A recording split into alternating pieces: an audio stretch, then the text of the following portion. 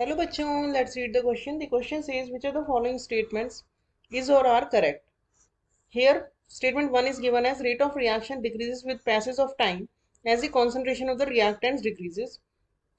Statement 2 says for a reaction PP plus QQ is giving RR plus SS. Rate is equals to K P to the power X P to the power Y, where X is equals to P and Y is equals to Q.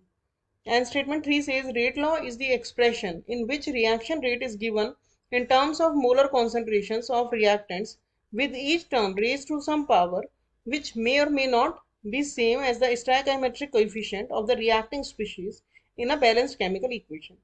So option A is 1 and 3, option B is 1 and 2, option C is 2 and 3 and option D is 1 only. So first of all, let us check the key concept of the question. The key concept of the question is that suppose a reaction, जैसे कि question में दिया है एक part में, इस तरह से हमारी इक्वेशन है, तो विथ टाइम रिएक्टेंट की कॉन्सेंट्रेशन कम होती है और प्रोडक्ट की कॉन्सेंट्रेशन इंक्रीज होती है।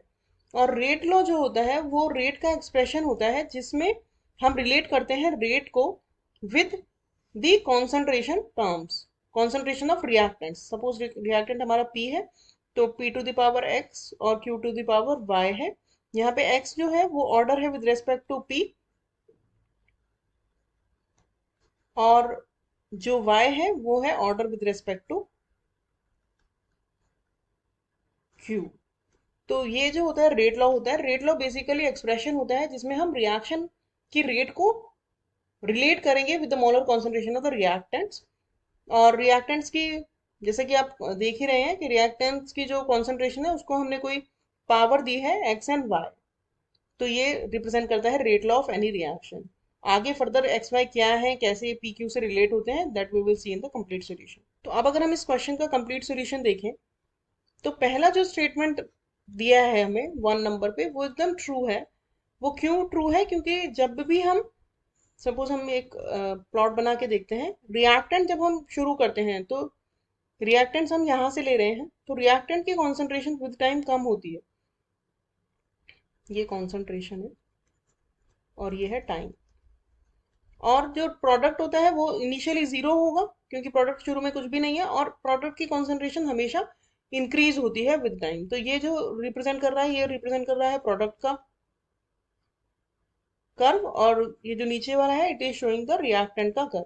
तो क्योंकि रिएक्टेंट रेट क्या होती है, रेट होती है हमेशा directly proportional to the concentration of reactant. अब वो किस तरह से होती है डिपेंड करता है ऑर्डर ऑफ द रिएक्शन पे, लेकिन क्योंकि रिएक्टेंट के ऊपर डिपेंड कर रही है वो, तो इसीलिए जैसे जैसे रिएक्टेंट कम होता चला जाएगा विद टाइम, वैसे वैसे रेट कम होती चली जाएगी। जब रिएक्टेंट कम अवेलेबल है तो ऑब्वियसली मॉलिक्यूल्स का आपस में कोलिजन करना, प्रोडक्ट में कन्वर्जन होना वो कम होता चला जाएगा। इसलिए रेट जो है वो रिएक्टेंट पे हमेशा डिपेंड करती है, और जैसे जैसे रिएक्टेंट विद टाइम कम होता चला जाता है रेट भी कम होती चली जाती है। That means rate decreases with passage of time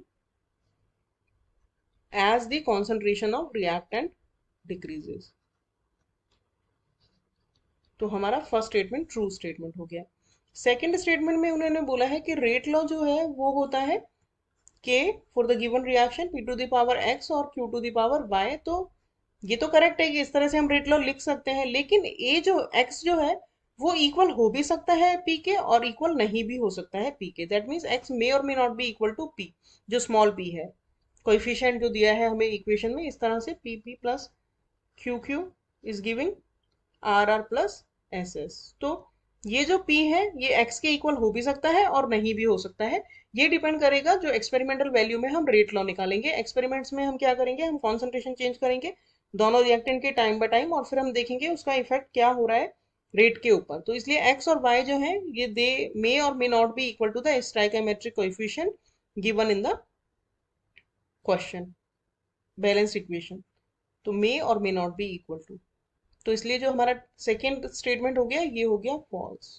और थर्ड जो स्टेटमेंट है वो एकदम करेक्ट है। रेट लॉ जो होता है वो हमें रिलेशन देता है बिटवीन रेट एंड जो कॉन्सेंट्रेशन टर्म्स होती हैं रिएक्टेंट की, they are raised to some power. और जो रेज्ड टू सम पावर होती है, पावर जो होती है वो मे और may not be equal to होती है stoichiometric coefficient, order of reaction होता है जो कि एक्सपेरिमेंटली डिटरमाइन किया जाता है ये बैलेंस केमिकल इक्वेशन में जो कोएफिशिएंट है उसके बराबर हो भी सकता है और नहीं भी हो सकता है। तो 3 भी हमारा ट्रू हो गया, 2 हमारा रॉन्ग हो गया, 1 हमारा करेक्ट हो गया। तो 1 और 3 दिया है ऑप्शन ए में, तो करेक्ट ऑप्शन है option A. Hope you understood the solution well, thank you.